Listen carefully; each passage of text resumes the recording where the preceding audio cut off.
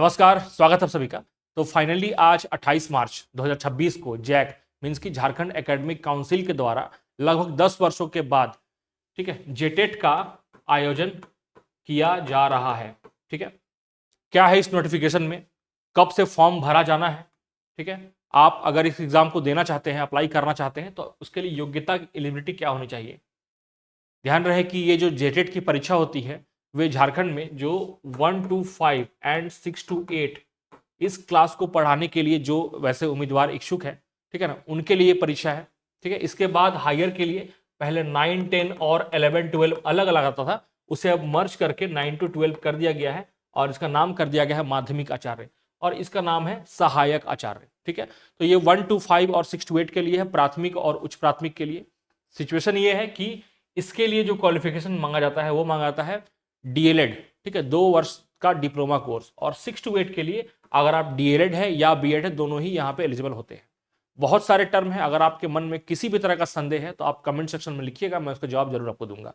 ठीक है, चूंकि एग्जाम बहुत दिनों के बाद होना है, 10 सालों के बाद होना है। हम जानते हैं कि झारखंड में एग्जाम 2 बार अभी हुआ है। पहला बार हुआ था 2013 में और दूसरा बार हुआ था 2016 में। यहाँ तो 3 सालों के बाद हो गया था, लेकिन अबर एग्जाम जो होने की संभावना है वो है 2026 में हो ही जाना है।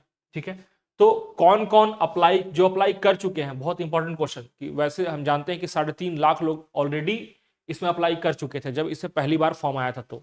ठीक है, लेकिन हम जानते हैं कि सिलेबस को लेकर के बहुत काफी संख्या में विरोध हुआ था। सिलेबस चूंकि बहुत हाई लेवल किया गया था, तो उसी को लेकर के फिर से इसका एक नियमावली बनाया गया। उस नियमावली के बारे में चर्चा करूंगा, क्या उस नियमावली में बदलाव किया गया है, सिलेबस में क्या बदलाव किया गया है। तो वैसे अभ्यर्थी जो ऑलरेडी अप्लाई कर चुके हैं उन्हें क्या करना है। ठीक है, एक बात तो क्लियर रखिए, एक बार आपने फॉर्म का फी भर चुका है तो आपको दोबारा नहीं भरना होगा, लेकिन हाँ, आपको आंशिक संशोधन जरूर करना है। वो भी आपके पास ऑप्शन रहेगा पोर्टल में। ठीक है, एग्जाम का डेट कब होगा, हम जानते हैं कि हाई कोर्ट है या फिर गवर्नमेंट है, दोनों को ही बहुत ज़्यादा इसमें प्रेशर है इस एग्जाम को कंडक्ट करा करके इसका रिजल्ट देने का, क्योंकि इसके बाद लगभग 24,000 वैकेंसी और इसके बाद अभी जो सीट बच रहा है वैकेंट, वो मतलब हम अगर कहें तो लगभग 30,000 पदों की बहाली होनी है, जो सिर्फ इसलिए रुका हुआ है क्योंकि झारखंड में जेटेट नहीं हुआ है। ठीक है, इसके बाद फिर कौन से सब्जेक्ट चुनना है, क्योंकि जो लोग पहले से अप्लाई कर चुके हैं, अप्लाई कर रहे हैं, तो कौन कौन से सब्जेक्ट के लिए आप एलिजिबल है फॉर्म भरने के लिए। जानते हैं, 1 to 5 है, 6 to 8 है। ठीक है, तो 1 to 5 के लिए कौन कौन सिलेबस रहेगा, कौन कौन सा लैंग्वेज चुनना है आपको, अगर आप साइंस मैथ के हैं, अगर आप एसएसटी के हैं, फिर लैंग्वेज के हैं, तो कौन कौन सा आपको ऑप्ट करना है, हम लोग सबके बारे में डिस्कस यहाँ करेंगे आज। ठीक है, कंप्लीट डिटेल्स वीडियो है तो ध्यान रखिएगा। सबसे पहले ये विज्ञप्ति संख्या आप देख रहे होंगे 24/2026, ये जैक के द्वारा झारखंड एकेडमिक काउंसिल जिसको इस एग्जाम का आयोजन कराना है। ठीक है, इससे पहले भी 2016 में एग्जाम जैक ही आयोजन किया था। 2016 नहीं, 2013 हो या फिर 16, दोनों में एग्जाम का जो कंडक्ट कराया था वो जैक नहीं कराया था। ठीक है, और जैक के बारे में एक बता दें, बल्कि ये जस्ट एक पात्रता परीक्षा है, तो इस एग्जाम को लेने में जैक को कोई समस्या नहीं, बहुत ही इजीली जैक कंडक्ट करा लेगी एग्जाम, क्योंकि जैक लाखों की संख्या में अभ्यर्थी वाला एग्जाम ऑलरेडी कंडक्ट कराती है, चाहे वो मैट्रिक हो, इंटर हो। ठीक है ना, ये सब एग्जाम होते रहता है, तो जैक के लिए बहुत ही कॉमन है एग्जाम। तो आप बिल्कुल ऐसा मत सोचिए कि बहुत डिले होने वाला है। हाँ, फॉर्म भरने का जो डेट है यहाँ जो दिया हुआ है 21 अप्रैल से लेके 21 मई तक, 1 महीने का टाइम है। हो सकता है कि आपको 10 दिन, 12 दिन, सप्ताह भर का अतिरिक्त समय दिया जाए, जिसकी उम्मीद आपको नहीं रखना है। ठीक है, लेकिन कुछ ना कुछ तो सप्ताह भर कम से कम रहता ही है। लेकिन यहां पर दिया गया है कि एटलीस्ट 1 मंथ आपको टाइम दिया गया है फॉर्म अप्लाई करने का। ठीक है, यहां पे क्लियर लिखा हुआ है, ठीक है, कि जिन अभ्यर्थियों द्वारा पूर्व प्रकाशित विज्ञप्ति संख्या 30/24/2024, लगभग 2 साल पहले इसका नोटिफिकेशन आया था, कि आलोक में सशुल्क आवेदन प्रपत्र भरे गए हैं, है ना, वैसे कैंडिडेट जिन्होंने आवेदन पत्र भर लिए हैं उनके लिए भी आवेदन प्रपत्र पुनः भरा जाना अनिवार्य है, उन्हें भी दोबारा भरना है। ठीक है, उक्त अभ्यर्थी झारखंड शिक्षक पात्रता परीक्षा नियमावली 2026 में उल्लेखित प्रावधान के अनुसार नए रूप से भाषा 1 एवं नियमावली के अनुसूची 1 के अनुरूप भाषा 2 का चयन करेंगे तथा पोर्टल पर अन्य वांछनीय जानकारी देना सुनिश्चित करेंगे। इन आवेदकों को अलग से कोई भी शुल्क दे नहीं होगा। ठीक है, क्या है ये अनुरूप भाषा 2, क्या है भाषा 1, इसके बारे में भी हम लोग बात करेंगे। ठीक है ना, तो वांछित अर्हता एवं योग्यता की बात करें, पहला है कि आप भारत के नागरिक होना चाहिए, ये तो कॉमन है। आपराधिक मामले नहीं होने चाहिए सिद्ध। शैक्षणिक एवं प्रशैक्षणिक योग्यताएं होनी चाहिए। अब क्या होता है शैक्षणिक, तो आपका मैट्रिक, इंटरमीडिएट, ग्रेजुएशन, ये शैक्षणिक कहलाता है। और प्रशैक्षणिक होता है जो आपका डिग्री है, जैसे कि बीएड है, डीएलएड है, या फिर इस तरह का कोर्स है, वो प्रशैक्षणिक कहलाता है। ठीक है, ये टर्म्स आपको आगे काम आएंगे, मैं इसलिए बता रहा हूं आपको। प्राथमिक कक्षा 1 to 5, जिसके बारे में चर्चा किया हूं अभी कुछ देर पहले, एवं उच्च प्राथमिक कक्षा 6 to 8 के शिक्षकों के लिए। ठीक है, तो यहां पर एक दिया हुआ है, आप थोड़ा सा इसको डिटेल पढ़िएगा। इसका डिटेल्स में आपको एक व्हाट्सएप ग्रुप में मैंने एक बनाया है, क्रिएट किया है, उसमें सारा डिटेल्स मैंने सेंड कर दे रहा हूं। ठीक है, इसके बाद एक टेलीग्राम चैनल का भी लिंक है, उसको मैं डिस्क्रिप्शन बॉक्स में दे रहा हूं, वहां भी आप जाएंगे, आपको सारा कुछ डिटेल्स वहां मिल जाएगा। ठीक है, इसके बाद नीचे जो दिया गया लिंक है, नीचे आप डिस्क्रिप्शन बॉक्स में जाइएगा तो ऐप का भी लिंक है, वहां भी आपको सारा इन्फॉर्मेशन हो, ठीक है ना, सारा वहां मिलते रहेंगे, तो आप चाहे तो उसको भी इंस्टॉल कर सकते हैं। ठीक है, लिंक गिवन है डिस्क्रिप्शन बॉक्स में। एज को लेके बात है तो एज आपका मिनिमम एज 21 ईयर्स होना चाहिए। ठीक है, और मैक्सिमम यहाँ पे थोड़ा सा एक लाइन दिया हुआ है, ठीक है ना, कि आपको बस यह समझना है कि मैक्सिमम का कोई लिमिट नहीं है। ठीक है, ऐसा मत समझिएगा कि सर मेरा 40 ईयर्स हो गया है, हम एलिजिबल है कि नहीं है। तो आप एलिजिबल हैं, जेटेट आप फॉर्म भर सकते हैं, आप एग्जाम भी दीजिएगा। ठीक है, लेकिन उसके बाद जब वैकेंसी आएगा 24 प्लस, मैंने 30,000 कुछ कहा था, जब वैकेंसी आएगा तब वो क्लियर होगा कि आपका ये जेटेट का सर्टिफिकेट काम करेगा कि नहीं करेगा, क्योंकि ये जेटेट का सर्टिफिकेट सिर्फ एक जगह नहीं, मल्टीपल जगह पे काम करता है। ठीक है, ऐसा भी होता है, जैसे आप जानते होंगे कि प्राइवेट स्कूल्स जो होते हैं, लाइक सीबीएसई वाले, नॉर्म्स वाले स्कूल, डीएवीज हो गए, ठीक है ना, ये सब में ना सीटेट वालों को प्रीफर्ड किया जाता है, केवीएस में, एनबीएस में। तो ऐसा होता है कि अगर आपके पास स्टेट का सर्टिफिकेट है, तो अभी हम लोग देखे थे रिसेंट में कि एक विशेष सहायक आचार्य का भी वैकेंसी आया था, उसके लिए भी जेटेट मांगा गया था। ठीक है, तो जेटेट अगर आपके पास है तो आने वाले समय में काम आएगा ही आएगा। ठीक है ना, तो आयु सीमा को लेकर के 21 वर्ष तो मिनिमम होना चाहिए। अगर आपका 21 ईयर्स नहीं हो रहा है, मींस कि आप एलिजिबल नहीं, हालांकि ऐसा होता नहीं है जनरली, क्योंकि ग्रेजुएशन प्लस बीएड करते करते आपका इतना एज हो जाता है। ठीक है, मैक्स की बात नहीं करूंगा मैं यहाँ पे। ठीक है, शिक्षक पात्रता जांच परीक्षा का यहाँ एक और लाइन दिया हुआ है पारा शिक्षक के लिए। ठीक है ना, पारा शिक्षक के लिए जो एज है वो अधिकतम 58 साल है। ठीक है ना, एक बात और बता दें, आपका जब जॉब लगेगा तो आप 60 ईयर्स तक जॉब कीजिएगा। ठीक है, अब 58 ईयर्स के आप हो चुके हैं तो एक मार्जिन 2 साल का है। अगर आप टेट क्वालिफाइड कर गए, उसके बाद वैकेंसी निकालती है गवर्नमेंट, सब कुछ क्लियर होते होते आपका अगर 60 से बिलो एज है तो आप जॉब में जा सकते हैं। लेकिन 60 ईयर्स से एक दिन भी आगे आप चले गए, मतलब आप रिटायरमेंट वाले डेट पे पहुंच गए, तो आपका ज्वाइनिंग हो ही नहीं सकता, पॉसिबल ही नहीं है। ऐसा हुआ है इस बार, बहुत लोग के साथ ऐसा घटना हुआ है, आप पेपर में देखे भी होंगे कि उनके साथ उनका जो है सो निकला था, लेकिन उनकी मात्र ड्यूटी 4 दिन बची हुई है, किसी 1 महीने की बची हुई है। ऐसा बहुत सारा सिचुएशन आता है। ठीक है ना, खैर यहाँ आपको नहीं जाना है, हम लोग आते हैं जो मेन फोकस है। प्राथमिक कक्षा 1 to 5 के लिए जो एग्जाम का टाइम रहेगा वो रहेगा 2 घंटा 30 मिनट, और 6 to 8 के लिए भी रहेगा 2 घंटा 30 मिनट। जो दृष्टिबाधित दिव्यांग है, जिनको प्रॉब्लम आंख में है, उनके लिए 30 मिनट का अतिरिक्त समय दिया जाएगा। ठीक है, 1 to 5 के लेवल 1 कहा गया है और 6 to 8 को लेवल 2 कहा गया है। ठीक है, परिषद के आधिकारिक वेबसाइट पर उपलब्ध जांच परीक्षा के स्वरूप के अनुसार दोनों स्तरों की परीक्षाएं आयोजित की जाएगी। ठीक है, दोनों का एग्जाम सेम डे ही होता है, इस बात के लिए भी श्योर रहिएगा आप लोग। ठीक है, अब यहाँ देखिए कि कट ऑफ क्या रहने वाला है। ठीक है, कट ऑफ नहीं, या यूं कह सकते हैं मिनिमम क्वालिफाइंग मार्क्स आपको होना चाहिए। अगर आप जनरल कैटेगरी के हैं या फिर ईडब्ल्यूएस कैटेगरी के हैं, इकोनॉमिकल वीकर सेक्शन के, तो आपको 60% लाना होगा। 60% किसका, तो आपको बता दें कि जेटेट जो एग्जाम होने जा रहा है 150 मार्क्स का होने जा रहा है, वो चाहे वो लेवल 1 हो या लेवल 2 हो। 60% आप इसका निकालिएगा तो आपको 90 मार्क्स होता है, मतलब 150 क्वेश्चन में से आपको 90 क्वेश्चन करेक्ट करने हैं। नेगेटिव का यहाँ कोई प्रोविजन नहीं है। अगर आप क्वेश्चन गलत करते हैं, इट मीन्स कि आपको कोई भी अंक जो है आपके डिडक्ट नहीं किए जाएंगे। ठीक है, 90 नंबर आपको लाना है, 90 क्वेश्चन सही करना है। ठीक है, आप तुक्का मार के सही कीजिए, पढ़ के सही कीजिए, डजंट मैटर, लेकिन मेरा अनुभव बता रहा है आपको, आप बिना अच्छे से तैयारी किए बिना आप 80-90 नंबर नहीं ला पाएंगे। ठीक है, उसके बाद BC1 और BC2 के लिए 55% है। 55% का मतलब होता है, इसका आप निकालिएगा तो ये होता है 82.5। लेकिन हम जानते हैं यहाँ पे जो इसका मार्क्स होना है वो फ्रैक्शन में होना नहीं है, तो इसको राउंड फिगर में समझिए आप कि आपको 83 मार्क्स लाना होगा, तभी जाके आप क्वालिफाई कीजिएगा BC1 BC2 में। हालांकि पिछले बार 2016 में इसको भी रखा गया था 52% में। जो मैंने कहा ना, ये 60% था, ये 55% है, ये भी पहले 52% ही था।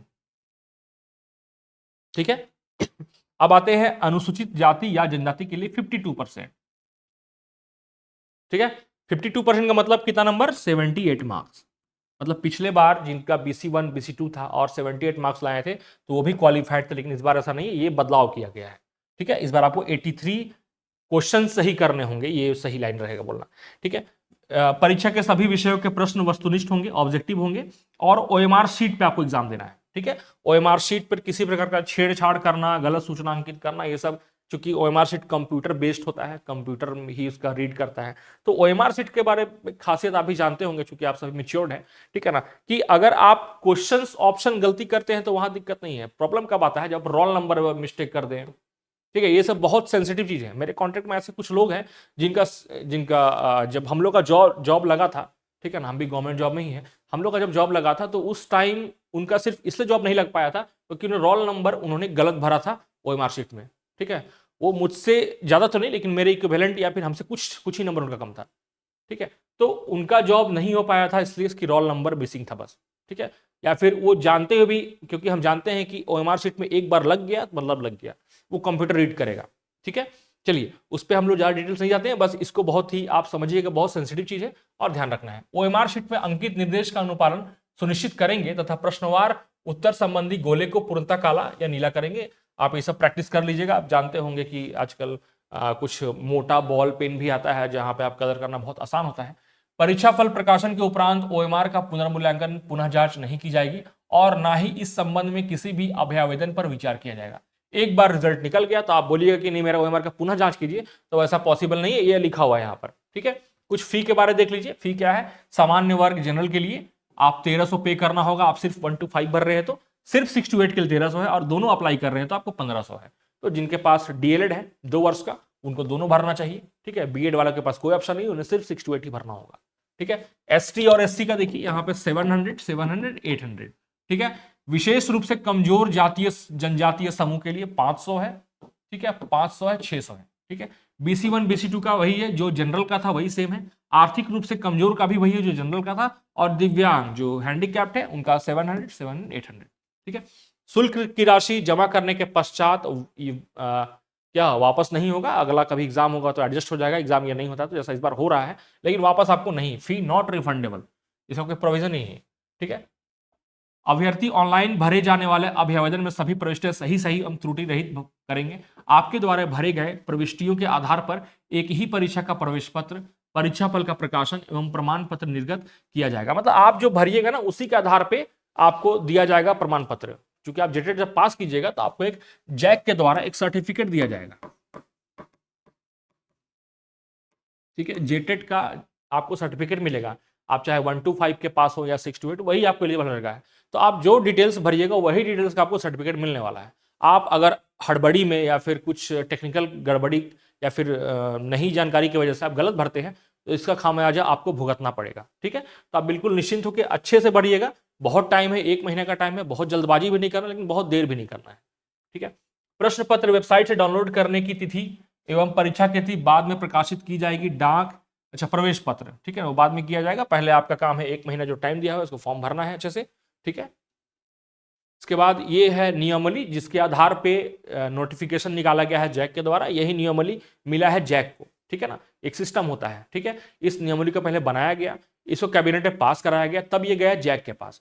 अब जैक इसके अकॉर्डिंग अभी जो मैंने जो एलिब्रेट किया, जो मैंने डिस्क्राइब किया जिस नोटिफिकेशन को, वो जैक ने बनाया है इसको देख करके। तो ये आपका मैंने इसको भी मैं अपने टेलीग्राम चैनल हो या फिर व्हाट्सएप ग्रुप सब में सेंड कर दूंगा। संक्षिप्त नाम और दिया हुआ यहाँ पे देखिए हर कुछ। अब पेपर 1 पेपर 2 का जो बात था उस ये सब वही बातें हैं, इसी का सार आपके जैक के नोटिफिकेशन में लिखा हुआ है, ठीक है। आप इसको अच्छे से रीड कीजिएगा बिल्कुल टाइम निकाल करके। यहाँ एलिजिबिलिटी दिया हुआ है कि 1 to 5 के लिए कौन कौन सा एलिजिबल है, ठीक है, अथवा अथवा करके है, ठीक है। यहाँ बीएड कहीं नहीं, इसलिए मैंने कहा कि डीएलएड है तो ही आप हैं, ठीक है। ये 6 to 8 के लिए है, तो 6 to 8 में यहाँ पर बीए बीएड वाले भी है, देखिए इनका 4 ईयर इंटीग्रेटेड कोर्स है उनके लिए भी है, ठीक है। या फिर जिनका 1 वर्ष का बीएड है, 2 वर्ष का बीएड है, सब सारे बीएड वाले यहाँ पर एलिजिबल है, ठीक है। अब देखिए गणित एवं विज्ञान शिक्षक के लिए क्या है, ठीक है, तो उनके लिए क्या है, विज्ञान हो, अभियांत्रिकी मतलब इंजीनियरिंग उन्होंने कर रखा है, प्रौद्योगिकी एग्रीकल्चर से उन्होंने ग्रेजुएशन किया हो, तथा गणित विषय से किसी एक विषय में न्यूनतम 3 वर्षीय स्नातक योग्यता होना चाहिए, और 10+2 या उच्चतर माध्यमिक में गणित, भौतिकी, रसायन शास्त्र, वनस्पति विज्ञान एवं जीव विज्ञान में से कम 2 विषय के साथ उत्तीर्ण हो। मतलब आप बीटेक वाले हैं एलिजिबल हो है, आप एग्रीकल्चर वाले हैं एलिजिबल है, बस आपका बीएससी होना चाहिए उसमें। और यहाँ पर क्या है कि कम से कम 2 सब्जेक्ट आपने पढ़ा हो, maths, physics, chemistry, botany, zoology, ठीक है ना, ये सब में से कोई भी 2, तो जनरली साइंस वाले लोग पढ़ते हैं ये सब में से कोई। सामाजिक विज्ञान का क्या है कि कला, मानविकी, सामाजिक विज्ञान, वाणिज्य, ठीक है, कॉमर्स वाले भी इसी में, आर्ट्स में, एसएसटी में ही आ रहे हैं। प्रबंधन मतलब मैनेजमेंट वाले भी है। विषय में न्यूनतम 3 वर्ष से स्नातक होने चाहिए, ठीक है। और यहां पर इंटरमीडिएट में कोई ऐसा नहीं है कि आपने ये विषय पढ़ा हो नहीं पढ़ा हो, ठीक है। इसके बाद भाषा वाले, लैंग्वेज, हम जानते हैं कि 6 to 8 में 3 टीचर्स की बहाली होती है, 3 आचार्य की बहाली होती है। पहला मैथ साइंस, दूसरा एसएसटी, तीसरा लैंग्वेज। लैंग्वेज मतलब जो टीचर वहां लैंग्वेज के रूप में बहाल होते हैं उन्हें हिंदी, इंग्लिश, संस्कृत, उर्दू, नागपुरी, जो भी लैंग्वेज होता है 6 to 8 में, सब उन्हीं को पढ़ाना है, ठीक है। तो इसके लिए क्या है कि अनुसूचित 1 में अंकित किसी एक भाषा अथवा हिंदी, अंग्रेजी, संस्कृत या उर्दू भाषा में न्यूनतम 3 वर्षीय स्नातक। पहला बात है कि अनुसूची 1 में जो भाषा अंकित है उसमें से अगर उसमें नहीं है तो हिंदी, इंग्लिश, संस्कृत या उर्दू में से कोई एक विषय में आपका 3 वर्षीय स्नातक होना चाहिए। एक ही विषय में होगा, ऑब्वियस सी बात है। इस संबंध में भविष्य में किए गए संशोधन स्वतः इस नियमावली के अंग होंगे, ठीक है। अब देखिए यहां पर प्राथमिक विद्यालय के लिए दिया हुआ है यहां पर, ठीक है, विशेष आचार्य का है, ठीक है, विशेष प्रशिक्षित सहायक आचार्य, जिसका वैकेंसी आया था कुछ दिन पहले। हमको लगता है उतना कैंडिडेट मिले ही नहीं होंगे जितना वैकेंसी था, ठीक है, ठीक है। और कुछ डिटेल्स यहाँ पे, हाँ, स्वरूप क्या होगा एग्जाम का देखिए, ठीक है। सबसे पहले तो ये मोस्ट इंपॉर्टेंट 30 मार्क्स का रहेगा। बाल शिक्षण एवं शिक्षण पत्ति, बाल विकास एवं शिक्षण पत्ति अनिवार्य है। भाषा 1 में क्या है, हिंदी, संस्कृत, उर्दू और अंग्रेजी में से कोई 2 विषय चुनना है आपको। अब कोई भी 2 चुनिए, आपकी मर्जी पे है, आपका जिसमें अच्छा कमांड है भरिए। जनरली हिंदी, इंग्लिश लोग चुनते हैं, किन्हीं का इंग्लिश की जगह में संस्कृत अच्छा है तो वो संस्कृत चुन सकते हैं। कोई चाहते हैं नहीं है मेरा उर्दू ज्यादा अच्छा है और हिंदी है तो वो भी चुन सकते हैं। आप बिल्कुल फ्री है, इसके लिए कोई भी दिक्कत नहीं। यहीं पे आपको सुधार वहां करना है। पिछले बार कुछ अलग था सिस्टम, इस बार आप 4 में से कोई भी 2 चुन लीजिए। या कुछ लिखा ब्रैकेट में, सहायक आचार्य उर्दू और विशेष उर्दू के लिए उपयुक्त में से किसी उर्दू का चयन करना। अगर आप उर्दू विषय के टीचर बन रहे हैं, ठीक है, तो आपको फिर सहायक आचार्य उर्दू के लिए उपयुक्त में से एक विषय उर्दू का अनिवार्य होगा, ठीक है। चलिए ठीक है, इस पे ज्यादा फोकस नहीं करना है, आपको इन्हीं 4 में से कोई 2 विषय को चुनना है। उर्दू में कमांड है, उर्दू चुन लीजिए, ठीक है। तो ये आपको 30 मार्क्स का रहेगा, 30 क्वेश्चन रहेगा, 30 क्वेश्चन 30 मार्क्स का। भाषा 2, नियमावली के अनुसूची 1 में उल्लिखित क्षेत्रीय या जनजातीय भाषाओं में से कोई एक। ये बहुत इंपॉर्टेंट पेज है, ये बहुत इंपॉर्टेंट टेबल है, इसको देखेंगे हम लोग, ठीक है। यहाँ भी 30 क्वेश्चन है, 30 मार्क्स है, मतलब ईच क्वेश्चन 1 मार्क्स का। गणित है, मैथ्स 30 मार्क्स एंड पर्यावरण अध्ययन 30, मतलब टोटल 150 मार्क्स है, 150 क्वेश्चन है, जिसके बारे में मैंने चर्चा किया था, ठीक है। इसके बाद फिर अब आते हैं 6 to 8 की बारी है, ठीक है। यहाँ भी पेडागोजी 30 मार्क्स, यहाँ भी सेम है, हिंदी, इंग्लिश, संस्कृत एंड उर्दू 2 कोई भी, और यहाँ भी उसी में से कोई एक, ठीक है, 30। गणित और विज्ञान टीचर, यहाँ 3 कैटेगरी। हम जानते हैं कि प्राइमरी में सिर्फ एक होता है प्राइमरी टीचर, और 6 to 8 में 3 होता है। मिडिल मतलब एक मैथ साइंस, उसमें क्या है, आपको 50 मार्क्स का मैथ साइंस पढ़ना होगा और एग्जाम देना होगा 10 मार्क्स का कंप्यूटर का, ठीक है। जो एसएसटी के लिए एलिजिबल है उन्हें क्या करना है, 50 मार्क्स का एसएसटी और 10 मार्क्स का कंप्यूटर। तो कंप्यूटर इस पर ऐड किया गया है, जो कि सीटेट में भी नहीं है, ठीक है। अब भाषा के लिए क्या है कि कोई भी या तो आप ए वाला चुनिए या तो बी वाला चुनिए, आप बिल्कुल इंडिपेंडेंट है। आपका मैथ साइंस में कमांड है उनको चुनिए, और आपका एसएसटी में कमांड है तो उनके चुनिए। आप यहाँ पे फ्री है, आपको कोई बाध्यता नहीं होने वाला है, ठीक है। प्रश्न पत्र हिंदी और दोनों होगा, बाइलिंगुअल होगा, बशर्ते बस हिंदी है, इंग्लिश है, वो अपने लैंग्वेज में होंगे, उर्दू है वो अपना होगा, संस्कृत है वहां पे कोई ट्रांसलेशन नहीं रहेगा, ठीक है। बाकी हिंदी, इंग्लिश लैंग्वेज छोड़ करके जो भी रहेगा सब क्या रहेगा, बाइलिंगुअल रहेगा, हिंदी एंड इंग्लिश बोथ, ठीक है। यहाँ भी है न्यूनतम 60, 55, 52 जैसा था आपका उधर, ठीक है। ये सब मैंने चर्चा किया था, ये कुछ केस के बारे में बात किया है, इसके बारे में नहीं जाना है, ठीक है। इसके बाद हम लोग बात करेंगे इसका अनुसूची 1 का, जो मैं बात कर रहा था अनुसूची 1 का, ठीक है। तो ये एक अनुसूची 1 का लिस्ट है, ठीक है। झारखंड शिक्षक पात्रता परीक्षा 26 के अंतर्गत जनजातीय क्षेत्रीय भाषाओं की सूची, ठीक है। यहाँ देखिए 24 जिला अपने झारखंड में, 24 जिला का नाम है, यहाँ पर जनजातीय भाषा या क्षेत्रीय भाषा। इसका मतलब ये हुआ कि इन जिलों में इन जनजातीय भाषाओं का उपयोग होता है और इन क्षेत्रीय भाषाओं का उपयोग होता है। अगर आप रांची से रहने वाले हैं, ठीक है, रांची कहाँ है भाई, रांची है सबसे ऊपर है, तो कुड़ुख, मुंडारी, खड़िया और भूमिज, ये जो 4 आपको जनजातीय भाषा है उनकी बोलचाल होती है रांची क्षेत्र में, या फिर क्षेत्रीय भाषा की बात करें तो नागपुरी, पंचपर्गीय या कुनवाली और बंगला, ये 4 है। तो आपको ऐसा नहीं है कि दोनों लेना है, आपको इन 4 और इन 4, 4 4 हो गया 8, 8 में से कोई एक। ठीक है, अगर आप रांची के रहने वाले हैं तो आप निश्चित ही 8 में से कोई एक भाषा जरूर आप थोड़ा बहुत जानते होंगे। ठीक है, हम नहीं बोल रहे हैं कि आप बहुत प्रो हैं इसमें, लेकिन थोड़ा बहुत तो जानते ही होंगे। ठीक है, ऐसे ही सारे जिला का दिया हुआ है कि कौन कौन सा जनजातीय भाषा और कौन कौन क्षेत्रीय भाषा है। ठीक है, तो इन्हीं के अकॉर्डिंग आपको अपने लैंग्वेज का चुनाव करना है। बाकी आपके मन में हो सकता है बहुत सारे सवाल होंगे जिनका जवाब मैं इन छोटे से वीडियो में नहीं दे पाया, तो आप काइंडली उस क्वेश्चंस को लिखे कमेंट बॉक्स में, और मैं निश्चित ही जितना जल्दी हो सके आपके सवालों का जवाब दूंगा। और आपका वीडियो में एंड तक रहने के लिए बहुत बहुत धन्यवाद। जय हिंद।